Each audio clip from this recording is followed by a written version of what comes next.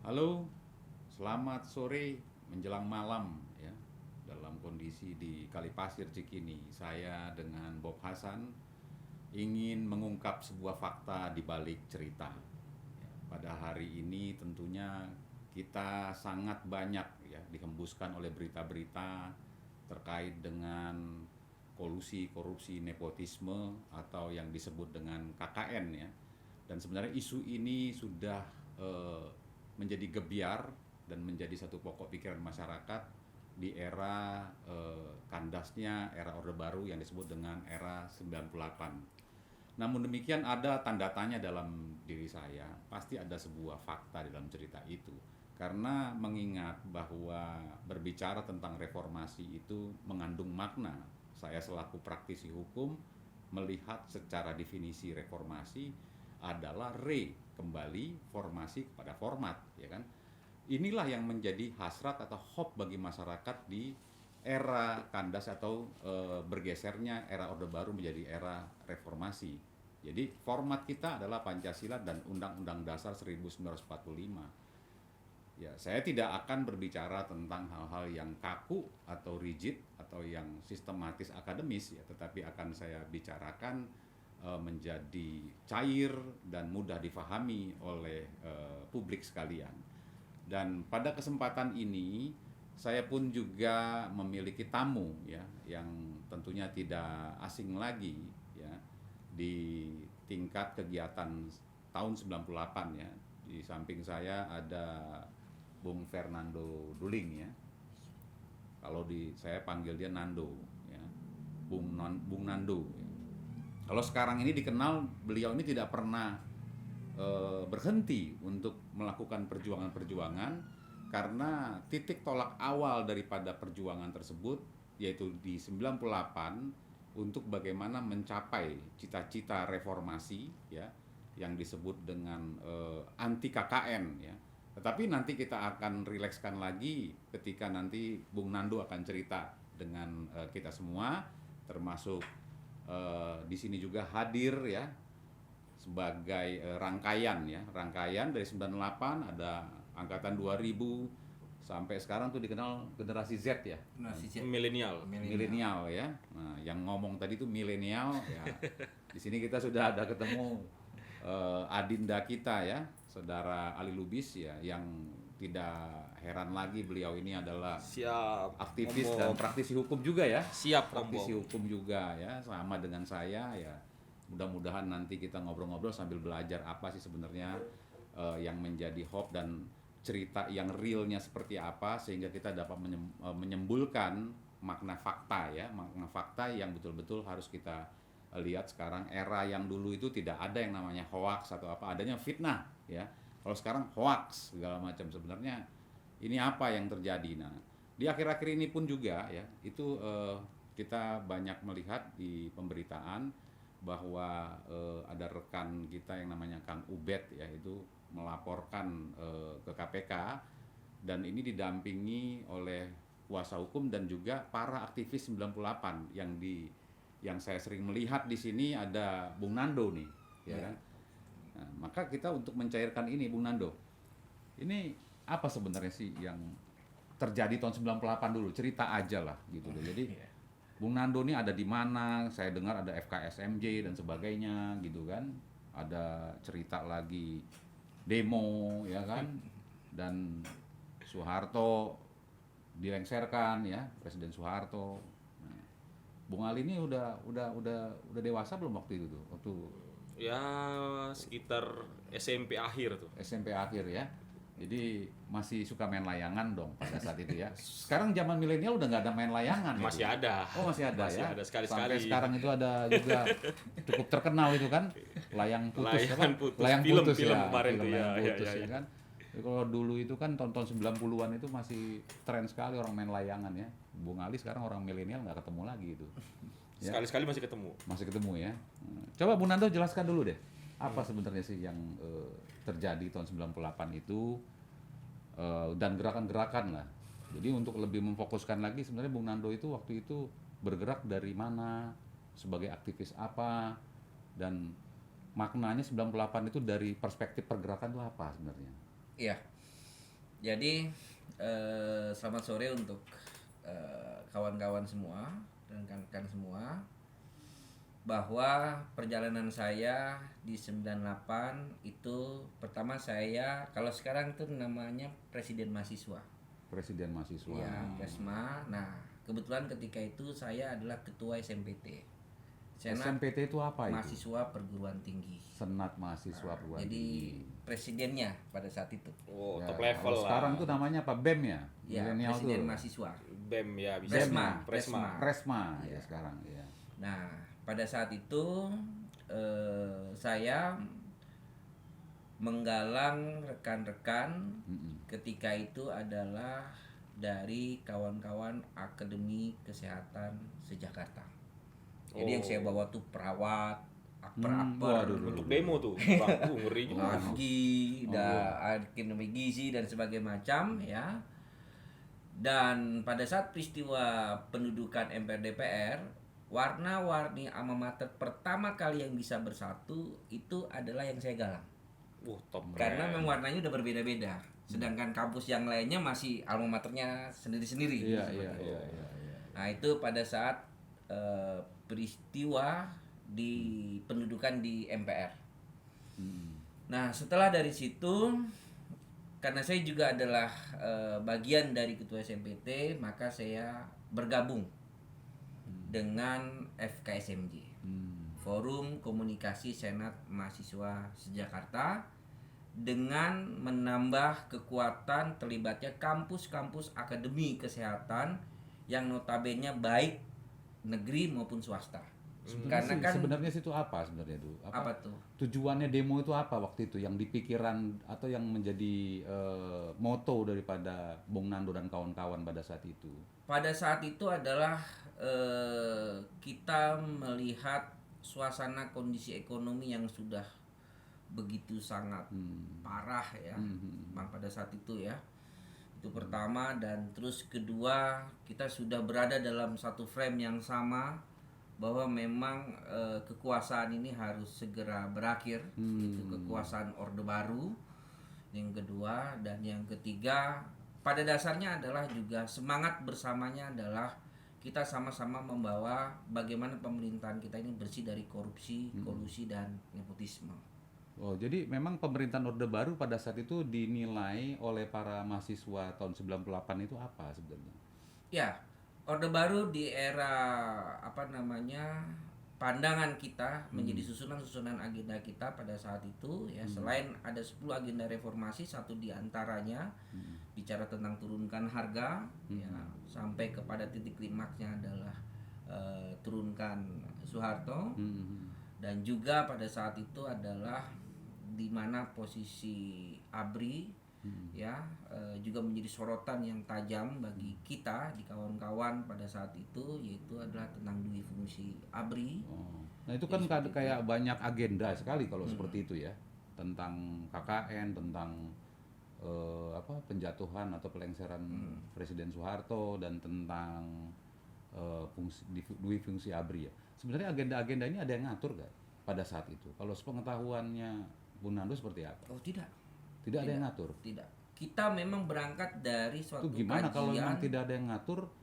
Sebelumnya ada kajian-kajian dulu? Iya. Oh. Kita ada kajian-kajian dulu. Kita Melalui ada apa? Diskusi-diskusi. Padahal dulu kan waktu zaman Orde Baru kan nggak gampang juga itu. ngumpet-ngumpet. Gimana di warung, Iya. warung kopi sebelah Enggak, jadi UPI, gini. di kampus Ciputat sana kan? Jadi pengalaman kita itu pada saat itu agendanya kita buat agenda BEM, SMP Senat.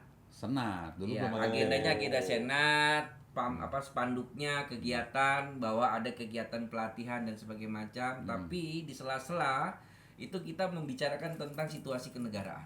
Oh, itu ada nggak senior-senior yang belakangnya menjadi big hidden-nya gitu loh, menjadi pengendali intelektual dader gitulah istilahnya. Kan dulu kan dikenal tuh kan Pak Amin Rais lah, siapa gitu kan dulu yang dikenal. Itu di mata mahasiswa sebenarnya bagaimana sih sosok-sosok tokoh-tokoh nasional tersebut? Nah, ini memang banyak hal-hal yang fliksi tentang beberapa sosok-sosok nama-nama tersebut ya. Ya misalnya kalau misalnya kita sebut dengan Pak Amin Rais, walaupun juga tidak utuh, itu bagaimana sikap kawan-kawan Muhammadiyah ketika itu atau UMJ ya. Nah, UMJ itu karena memang kurang lebih sedikitnya sempat ada friksi lah di forum-forum ketika apakah semua sepakat Pak Amin Rais dinyatakan sebagai tokoh reformasi. Nah, jadi seperti itu. Nah, terus kedua, walaupun semua memegang nama Amin Rais atau Pak Amin Rais sebagai salah satu tokoh ya di dalam konsep, karena dari ending semua perjalanan peristiwa 98 kita kan sebenarnya bukan hanya bicara pada saat itu bagaimana jatuhnya pemerintahan. Bukan Sebenarnya pada saat itu tidak ada bicara tentang penjatuhan pemerintah. Nah, Tapi Anda mau mengatakan bahwa pengaruh tokoh ini malah justru ingin melengsarkan pemerintah gitu. Padahal mahasiswa dulu nggak ada bicara lengser pemerintah. Apa bagaimana? Nah, jadi begini. Tolong luruskan dulu ini. Jadi begini, Bang. Jadi bahwa kita berpikir bukan hanya pemerintahan ini jatuh atau tumbangnya Orde Baru, itu tidak. Kenapa? Karena dalam rangkaian-rangkaian kita juga sudah mulai menggagas, merumuskan apa yang disebut dengan pemerintahan transisi pada saat itu. Oke. Nah, Jadi pada saat itu ya, Bu Nando, terfikir nggak bahwa namanya menjadi reformasi gitu loh? Pada saat pergerakan kawan-kawan itu ya, pada tahun 98 itu, terpikir nggak itu? Memang kita bilang itu adalah reformasi. Reformasi. Kita bilang ini Kenapa adalah bukan revolusi? Nah, perdebatan awalnya itu. Nah, berarti sebelum aksi atau pada saat aksi atau sedang rame-rame atau pada saat kumpul di Senayan waktu itu, demo di Senayan, penentuan nama reformasi pada saat itu. Reformasi itu dalam proses perjalanannya, Bang, dalam proses perjalanannya bahwa akhirnya itu menjadi suatu slogan gerakan. Slogan gerakan reformasi ya, pada saat sebagian belum semua sama-sama sepakat bicara tentang gerakan revolusi. Makanya ada yel-yel kan, reformasi sampai mati, sampai akhirnya berubah menjadi revolusi sampai mati. Jadi ada pilihan bagi mahasiswa pada saat itu. Sebenarnya pilihannya revolusi atau reformasi? Tahap awal adalah reformasi. Memang tahap awal ya, bukan Iya. karena dibelokkan dari niatan mahasiswa itu yang berbeda kemudian dibelokkan menjadi reformasi gitu loh. Enggak, Untuk melunakkan karena keadaan Indonesia pada saat itu khawatir ambruk ya, hancur dan sebagainya. Kalau revolusi itu kan terkesan seperti negara mau hancur gitu loh, atau ada peradaban baru yang lahir. Nah, jadi memang dari awal kita bicaranya adalah tentang reformasi dalam proses perjalanan waktu yang represif dan tidak didengarkan apa yang kita sampaikan, apa yang sudah kita utarakan sebagai tuntutan atau kegelisahan bersama pada saat itu oleh masyarakat, maka gerakan itu berubah menjadi revolusi. Teriakan revolusi itu sebenarnya lebih tepatnya terjadi pasca peristiwa Semanggi I. Jadi Sehingga namanya reformasi itu kawan-kawan Bu Nando pada saat itu kecewa nggak? Kan udah teriak revolusi. Nah, kecewa karena ini memang bagian dari suatu proses. Proses. Jadi pada saat Perjalanan lah itu Bang ya. Iya, jadi pada saat itu sebagian kawan-kawan mengatakan bahwa bila kita hanya tetap berjalan di dalam reformasi, ini kita cuma sebagai sedang ganti baju saja, tapi tidak ganti total. Nah ya itu kecewa nggak itu? Jadi itu friksi, Bang. Ada terjadi friksi pada Iya, saat itu. karena sebagian lagi mengatakan tetap mempertahankan reformasi karena pijakannya adalah kita kan berangkat dari gerakan moral. Jadi seperti itu. Kan itu kan sebenarnya gerakan yang sporadis ya, seperti itulah kalau terlihat di luarnya, walaupun sebelumnya ada satu pemetaan, diskusi dan sebagainya ya kan. Nah itu tokoh-tokohnya pada saat itu siapa aja sih kalau di pergerakan gitu? Nah, ini yang saya pikir perlu tidak saya sebut tidak. Karena gini. Karena begini loh, kan sekarang saat-saat ini kan banyak sekali yang mengaku gerakan 98 lah, apalah segala macam. Ya, ini kan publik kan takutnya bingung gitu ya. Satu sisi ya kan mendukung A, sisi lain mendukung B. Berarti 98 yang dulu ini apakah memang terbentuk dengan begitu saja ataukah ada memang konsolidasi khusus ya kan? Atau kalau kita bicara cita-cita ya, semuanya kan sama cita-citanya waktu itu. Itu tokoh-tokohnya siapa-siapa aja sebenarnya itu? Jadi mungkin saya tidak akan sebutkan satu-satu karena khawatir bila tidak ada yang tersebut nanti merasa bahwa tidak dianggap. Oh. Tapi saya coba kanalisasi bahwa 98 ini pada dasarnya tidak terlalu banyak. Kanalisasinya itu bisa terlihat adalah ketika memang mereka menjadi utusan Kelompok-kelompok pergerakan mungkin ya? kelompok-kelompok pergerakan yang Utusan memang itu ya menjadi kelihatannya. utusan untuk Berjumpa. bersama-sama rapat ya menyusun Siapa aja bersiasat itu? Siapa aja itu? dan melakukan gerakannya. Ketika itu kalau 98 kan tidak terlalu banyak kelompok gerakannya ketika itu. Awal-awal setelah proses pendudukan dan pasca pendudukan di MPR DPR ya, dua bangunan besar itu kan tercipta antara Forum Kota dan FKSMJ. Oh. Jadi itu Kalau forum kota itu disingkatnya Forkot. Forkot. Kalau FKM SMJ itu apa? Forum Komunikasi Senat Mahasiswa Jakarta. Oke. Jadi kalau Bung Nando sekarang dulu berada di mana itu? FKSMJ Oh. karena kebetulan ketua senat. Oke, jadi yang mendirikan FKSMJ itu siapa? Nah, satu di antara dari beberapa pendiri FKSMJ ini sempat booming dalam beberapa peristiwa kemarin, yaitu adalah salah satu rekan saya adalah Bung Ubedillah Badrun. Oh, Ubedillah Badrun. Bang Ubed. Oke. Jadi di situ. Jadi tokoh-tokohnya begitu ya. Iya. Nah, jadi kalau bicara cita-cita, sekarang ini kan ada Bung Ali Lubis nih, ya kan? Siap. Sebagai ya boleh dibilang anak barunya aktivis lah begitu ya. Dan kebetulan Gen beliau Z. ini sama nih, ya kan? Sama saya ini sama sebagai praktisi hukum. Ya kadang-kadang suka bela siapa ya. Bahkan kemarin terakhir cukup ngetren juga beliau ini jadi kuasa hukumnya Pak Bung Ahmad Dhani ya. Siap. Nah, ini melihat saat ini nih reformasi itu bagaimana, Bung Ali Lubis? Ya kalau saya sih sebelumnya mengucapkan terima kasih dulu lah kepada Om Bob nih. Saya manggil beliau ini Om Bob, telah diundang di acara ini, di mana kesempatan hari ini sangat luar biasa. Saya bertemu langsung senior pada tahun 98 yang luar biasa nih. Bang Nando, terima kasih Bang. Ya, ini udah satu meja ini keren Om, keren. Nah, jadi kalau saya sih melihatnya kalau bicara reformasi itu kan pasca 98 tentunya. Iya. Artinya tadi sih saya mendengar tuh sangat menarik sekali cerita dari Bung Nando ini. Tapi dari sekian banyak cerita itu yang paling menjadi sorotan saya itu adalah semangat teman-teman senior-senior pada waktu itu adalah terkait maraknya KKN ya Bang ya. Itu sangat menarik bagi saya Bang karena dengan situasi ekonomi yang pada saat itu menjadi pemicu semangat teman-teman senior-senior pada saat itu untuk melakukan suatu gerakan, kurang lebih seperti itulah gambarannya. Nah, kalau kita lihat pasca reformasi, kalau kita bicara KKN tadi, sebetulnya kalau bicara reformasi lalu dikaitkan dengan hari ini nepotisme, korupsi dan lain-lain, saya sih melihatnya hanya kalau korupsi itu dulu ada, sekarang juga ada gitu loh. Artinya kalau saya melihat Ada ini banyakan mana ini sama dulu sama sekarang? kalau kita bicara banyak dulu banyak sekarang nih apa yang kita lihat nih? Oke, Jumlahnya deh, sekarang atau ya. orang yang ditangkapnya gitu loh, Om. Iya, banyakan mana itu? Iya, Kelakuannya, bicara kalau orang banyak ditangkap itu berarti ada kelakuannya kan, ada perbuatannya. ya, artinya biar mengkerucut, banyak jumlah yang dikorupsi atau Iya. banyak yang ditangkap karena perbuatan Banyak korupsi. yang ditangkap karena banyak yang berbuat. Banyakan mana itu? Dulu Oh, sama sekarang. kalau kita bicara Pelakunya banyak yang lah gitu. ditangkap, tentu kalau saya melihat lebih banyak pasca era reformasi. Kenapa?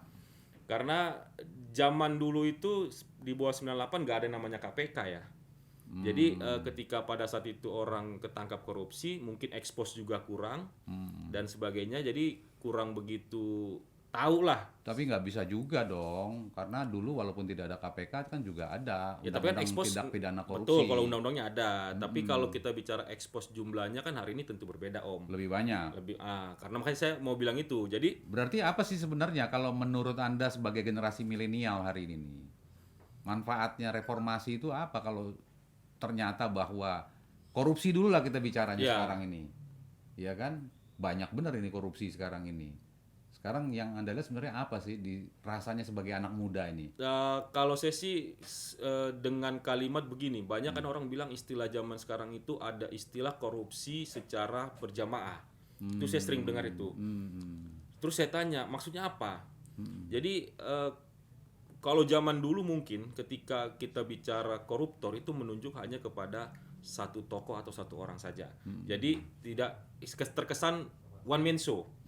Nah, kalau kesini pasca reformasi, pasca di atas tahun 2000-an lah saya lihat semenjak ada KPK, jadi korupsi itu bukan hanya milik kepada satu orang. Ternyata ada misalnya si pemberi, si penerima, pihak-pihak yang ikut melakukan.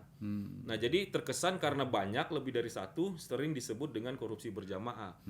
Makanya ketika mereka terciduk atau ditangkap di expose media terkesan lebih banyak. Nah, yang jadi pertanyaan jumlah orang atau jumlah yang dikorupsi itu kalau dulu mungkin saya nggak tahu persis ya karena kan belum ada satu lembaga mungkin yang menghitung secara detail pasca Orde Baru itu berapa banyak sih yang dikorupsi. Kalau sekarang kan gampang kita melihat kan gitu Bang, misalnya dari bupati, wali kota, gubernur, korupsi itu kan dihitung jumlahnya. Misalnya sekian M, sekian ratus juta, jadi kehitung. Nah mungkin perbedaan itu aja sih yang saya melihat zaman sekarang itu. Kalau kolusi? Kalau kolusi itu saya paketkan aja kolusi dan nepotisme lah. Ini kan karena nih berbarengan ya. KKN ini kan sebenarnya kan nggak bisa dipisah. Semacam tripartit, ya kan?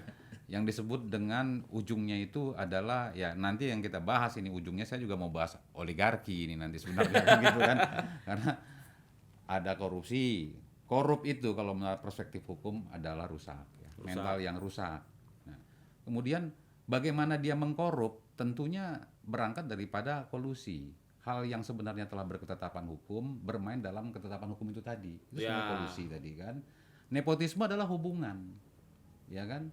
Nah, ini yang sebenarnya tadi Bung Nando sudah cerita, sebenarnya ini yang menjadi target daripada atau hope harapan daripada 98 pada saat itu.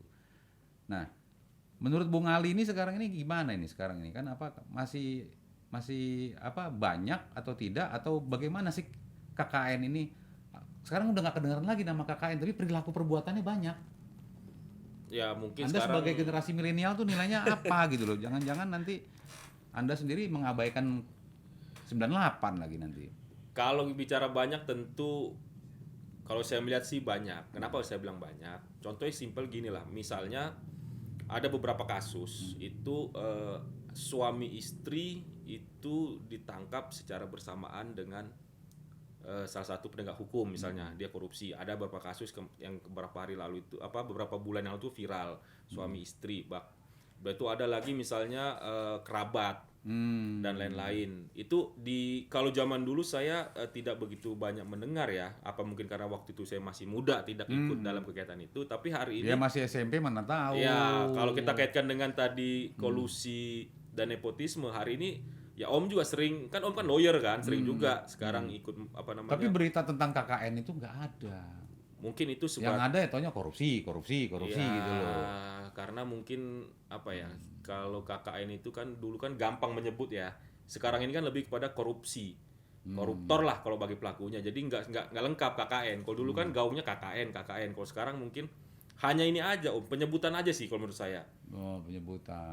Tapi no problem sih kalau memang mau dilengkapin KKN saya sih setuju aja. Memang faktanya kan seperti itu. Yang korupsi itu pasti ada hubungan. Jadi kalau Bung Ali itu melihat para aktivis 98 pada saat itu, melihat sekarang ini kayak apa sih sebenarnya? Dipandang oleh Bung Ali sebagai generasi milenial itu seperti apa 98 itu? Dari sisi apa dulu nih? Dari sisi kegiatannya dan dari sisi politik hukumnya dan sebagainya. Itu 98 itu di mata Bung Ali itu apa gitu? Apalagi terutama untuk saat ini. Gitu kan? Untuk saat ini kan kita sama-sama tahu bahwa posisi tentang keadaan 98 yang satu mengaku 98, yang lainnya mengaku 98 ya kan. Ya, ini kan kita tidak bisa nafikan ya, tidak bisa kita negasikan bahwa dia bukan 98 gitu loh. Okay. Hanya gerakan-gerakan ini di mata Bung Ali sebagai generasi milenial apa? Bagaimana nih? Ya, yang pertama kalau saya melihat angkatan 98 itu saya sangat salut tentunya. Kenapa? Dengan mereka ini mempunyai awalnya visi misi yang sama, semangat yang sama. Pada saat sebelum 98, saya bilangnya tentu sebelum 98. 98 itu kan tragedinya kan gitu, Bang. Jadi pasti kan ada dari 91, 92 sampai 97 akhir lah baru mereka bergerak ketika di tahun 98. Saya sih melihat semangatnya awalnya itu top, keren. Bahkan saya cemburu kok nggak saya nggak lahir di pada zaman itu gitu. Nah, kalau kita melihat kemari, banyak kayak kata Om Bob tadi mengaku 98 berada di pihak sini, 98 berada di pihak sini. Tentu itu kan menjadi pilihan, Om. Itu kita tidak bisa melarang mereka untuk menentukan suatu pilihan, baik pilihan politik maupun pilihan posisi. Akan tetapi yang sangat saya sayangkan hari ini ketika ada bicara satu kasus ya, satu kasus itu mereka ada dua orang lah contohnya. Dua orang ini katakan mereka alumni 98, aktivis 98, tapi berada di dua sisi yang berbeda di dalam perspektif pandangan satu masalah. Dan itu lumrah lah ya. Lumrah itu ya. Enggak, yang kan Om nanya cara pandang saya. Saya melihatnya itu sangat ini. Kok bisa kalian yang dulu berangkat misinya sama, spiritnya sama, ketika dalam satu kasus, misalnya katakan kasus korupsi, kok pandangan kalian berbeda? Ya kalau dulu beginilah Bung Ali. Dulu kan bahwa seluruh 98 Bung Nando ya. Seluruh 98 itu tekadnya anti KKN. Semangatnya Kan sama begitu, ya. semangat. Nah, kalau sekarang ini kan ada yang bilang ini ada KKN. Yang bilang oh ini tidak. Malah menuduh fitnah. Nah, itu yang saya maksud tadi. Ketika dalam satu kasus ternyata ada dua orang, saya katakan dua lah, jangan bilang dua kelompok. Dua orang berpandangan berbeda terkait satu kasus tersebut. Gitu loh. Contoh yang menarik misalnya tadi udah Om Bob sebut tadi misalnya terkait Bang Ubedillah. Hari ini kan banyak aktivis-aktivis 98 itu yang terpecah nih terkait sudut pandang mengenai apa yang dilakukan Bang Ubedillah begitu. Mungkin di satu sisi ada yang setuju dengan apa yang dilakukan Bung Ubedillah hari ini, tapi di sisi lain ada yang tidak setuju. Nah, ini kan saya lihat kan kok bisa jadi begini gitu loh. Sementara kalian dulu semangatnya kan, spiritnya kan satu, semangatnya sama terkait KKN, terkait apapun lah, hal apapun.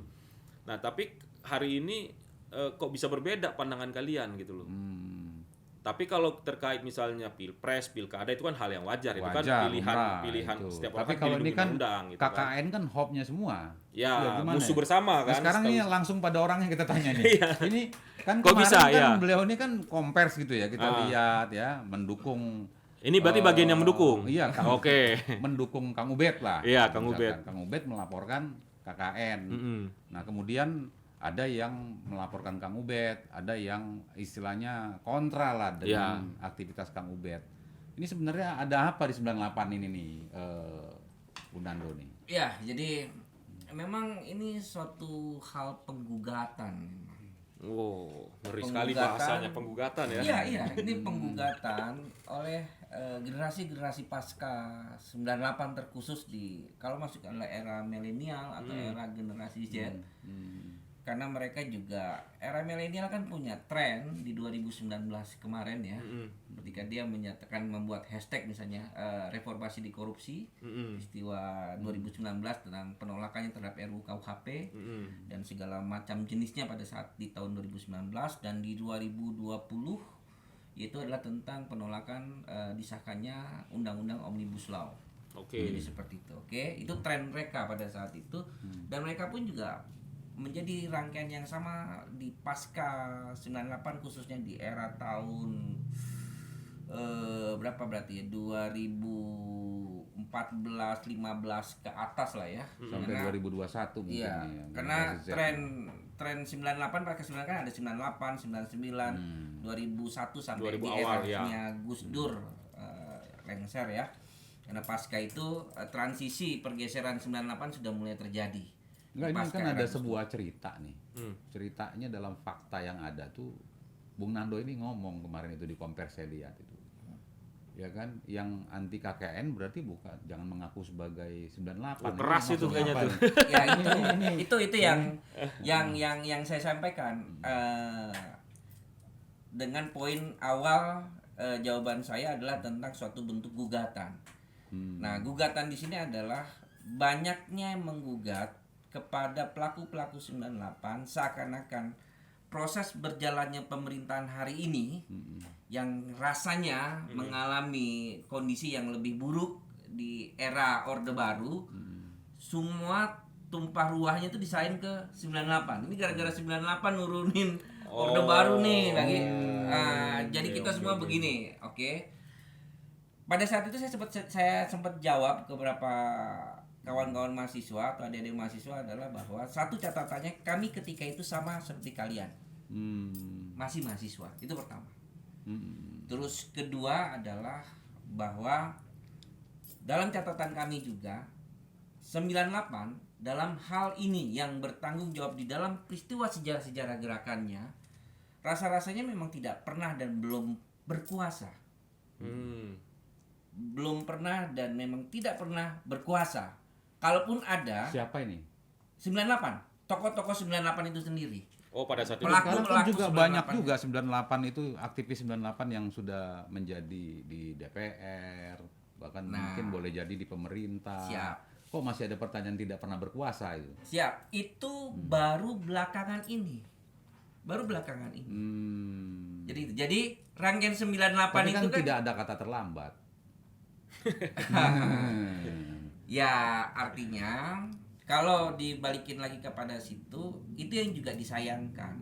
Karena bagian dari itu menjadi penguat gugatan bahwa mereka, keberadaan mereka seakan-akan menjadi absurd bahwa 98 lah yang salah. Lebih Jadi menyalahkan gitu ya. Nah, lalu kalau bicara tentang 98 dengan akhirnya muncul peristiwa Ubaidillah Badrun ya, yang kita pikir bahwa ini lebih objektif lah, lebih berkesatria ya daripada hal-hal yang terjadi belakangan ini dengan tuduhan politisasi dan sebagainya macam. Karena Ubaidillah sebagai seorang akademisi ya, bahwa dia mengambil pilihan tidak berbicara terlebih dahulu kepada publik melalui media ataupun kepada medsos. Yang sekarang ini sedang beredar kan hoax-hoax gitu ya. Nah, seperti itu. Tetapi dia mengambil pilihan adalah apa yang dia lihat kejanggalan-kejanggalan berdasarkan dari suatu proses tanggung jawab keilmuannya dan dirinya sebagai seorang akademisi dan by data karena memang latar belakangnya juga dia sebagai seorang riset, jadi seperti itu dia melaporkan. Itu berarti diuji ya, diuji dong di KPK ya nggak Bung Ali? Artinya kan bukan melaksanakan kompers kemudian hoax, ini KKN, ini kan si ini ada ini, itu kan lebih kental ya perbuatan hoaxnya atau fitnahnya gitu ya. Jadi menurut Bung Nando bahwa laporan yang dilakukan oleh Kang Ubed itu adalah bentuk yang lebih kepada fakta, mencari fakta, kebenaran ya. Dan tanggung jawab sebagai warga negara. Ya kalau saya bisa melanjutkan bahwa yang namanya yang dilakukan atau yang menjadi pemikiran teman-teman 98 dalam hal ini Bung Nando dan kawan-kawan, adanya posisi pelaporan di KPK merupakan menafikan ya, karena 98 itu dulu nggak jarang hoax ya, nggak pernah hoax ya. Sebenarnya nggak pernah kompers yang tunggal ya kan, monolog ya, dan menyatakan bahwa si A si B itu salah, si C si D itu salah, karena kan sekarang buzzer maupun influencer ya kan sudah bisa menjustifikasi ya. Kalau mereka dulu diskusi dulu kali kajian dulu ya. Jadi kalau si Kang Ubed ini kita melihat dia lebih kepada bagaimana membuktikan bahwa dia tuh bener KKN atau tidak kan gitu kan di KPK gitu. Bukan di meja kompers ya. Bukan di konferensi pers, bukan. Asal tuduh, asal itu kan yang sekarang ini lagi yang heboh bener ini. Saya kira ini 98 aktif 98 ini benar-benar sedang membawa kembali eranya bahwa sebenarnya apa benar nggak Bung Ali? Benar nggak ini 98 itu sebenarnya nggak bergeser juga, artinya kan rupanya tadi Anda sendiri kan menyatakan korupsinya lebih banyak gitu kan. Nah itu jadi 98 nih kalau menurut Anda sebagai generasi milenial tuh apa manfaatnya sekarang ini gitu loh? Kalau bicara manfaat tentu ada manfaat yang kita rasakan hari ini gitu kan. Tapi kalau kebebasan pers banyak hal lah. Gitu banyak hal. Kalau bicara reformasi tentu kan hari ini banyak lahir lembaga-lembaga negara. Contohnya begitu kan, yang lahir dan berdiri pasca reformasi itu banyak Om.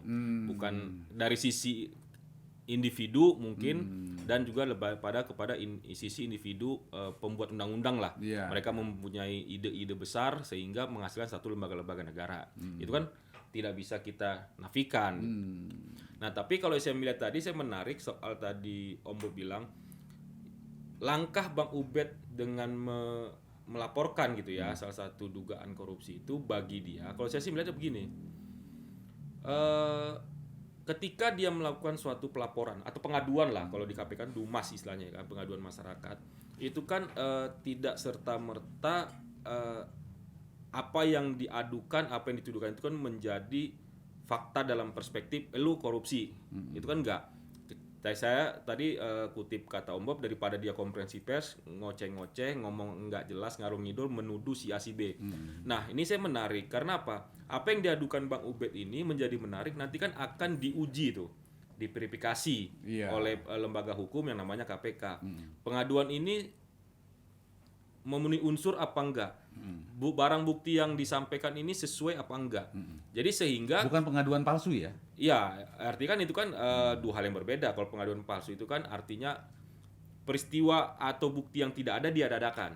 Itu pengaduan palsu. Ya, sifatnya kan palsu. Itu bisa jadi lebih kepada fitnah lah kan. Fitnah, artinya ya yang tidak terjadi seolah terjadi kan gitu kan. Hoax lah itu kata orang sekarang tuh. Itu hoax kalau kata tadi Om Bob kan gitu. Iya. Nah, tapi yang menjadi menarik ini justru kalau saya sih melihat ketika pengaduan itu sudah tersampaikan, ini kan sudah menjadi ranahnya si lembaga penegak hukum, yaitu KPK itu sendiri, untuk menguji, memverifikasi terkait apa yang diadukan oleh Bang Ubed itu sendiri. Artinya kalau menurut saya sih ya kita tunggu aja hasil dari putusan resmi lah, atau keputusan resmi dari nanti kalau seandainya KPK menyatakan bahwa tidak ada perbuatan pidana, ya, kemudian apakah berarti kategorinya yang dilaporkan oleh Kang Ubed itu termasuk sebagai pengaduan palsu?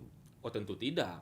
Kenapa Jadi gini, yang disebut pengaduan palsu itu sudah seperti saya bilang tadi, yang tidak ada diada-adain, artinya sifatnya itu kan lebih kepada misalnya gini, ngomong bahasa gampangnya lah yang bisa dimengerti oleh teman-teman, misalnya para pendengar itu, si A berada di satu titik katakan, terus dia bilang ke orang lain, si A itu ada di sono, padahal dia itu tidak ada di situ. Nah, sama kalau saya kaitkan dengan pengaduan hari ini, ketika misalnya Bang Ubed ini mengadukan hal-hal yang tidak sesuai, misalnya bohong yang tidak ada menjadi ada. Ya, kurang lebih seperti itu. Tapi ketika tadi Om Bob katakan pada akhirnya si penegak hukum mengatakan ini tidak ada perbuatan pidana, tentu kan ada dasar. Dasarnya di mana? Misalnya tidak ditemukannya dua alat bukti. Itu kan paling sederhana kalau dalam hukum. Kebetulan kan saya lawyer sama kayak Om Bob lah. Itu udah menjadi makanan sehari-hari, Om. Artinya tidak bisa serta-merta dikatakan aduan itu menjadi hoax atau pengaduan palsu. Itu kan kembali lagi ya si kepada penegak hukum yang menguji tadi. Kalau memang tidak ditemukan, ya apa boleh buat, berarti kan dihentikan. Kalau seandainya ada indikasi, petunjuk dan lain-lain, tentu kan ada namanya proses penyelidikan, ada proses penyidikan dan sebagainya, begitu. Jadi itu kan bukan hoax ya, apalagi hoax itu kan, kalau hoax itu kan nggak sampai ke law enforcement. Oh iya, hoax itu kan lebih kepada bohong. Di kompers atau melalui media mainstream, media sosial ya kan. Dia cerita bahwa ini KKN, ini KKN segala macam, itu kan namanya hoax ya. Jadi saya kira itulah pada hari ini banyak cerita ya di balik fakta-fakta yang ada ya. Faktanya itu bahwa adanya pelaporan, adanya kegiatan aktivis 98 yang sampai dengan pada hari ini masih dengan bangganya ya, memang harus tetap menjadi satu ikon bahwa kami adalah aktivis 98, kan begitu kan? Nah, dengan demikian maka ketika terucap kalimat kami adalah aktivis 98, itu adalah cerita. Di balik cerita itu ada fakta. Faktanya bahwa kegiatan aktivis 98 itu sangat membenci dan sangat anti dengan KKN. Nah, sehingga ini benar-benar menjadi satu platform bagi para aktivis masa 98 itu melihat adanya sebuah kejadian KKN. Nah, inilah yang pada judul kita yang perdana yang saya coba rangkai ya, karena di sini kita bisa dapat melihat ya, kalau di balik fakta ada cerita, di balik cerita ada fakta. Di balik cerita ada fakta bahwa cerita hoax-hoax itu sebenarnya terdapat fakta. Nah, ketika berbicara fakta tadi, ya apakah cerita itu benar atau tidak, maka harus diuji pada lembaga yang memiliki kewenangan. Ini yang sebenarnya harus kita luruskan, karena di tengah media mainstream yang begitu mendominasi ya terhadap peri kehidupan kita dalam berbangsa dan bertanah air hari ini, untuk mendapatkan informasi-informasi tersebut ada sebuah cerita di balik fakta, ada sebuah fakta di balik cerita. Demikian, terima kasih.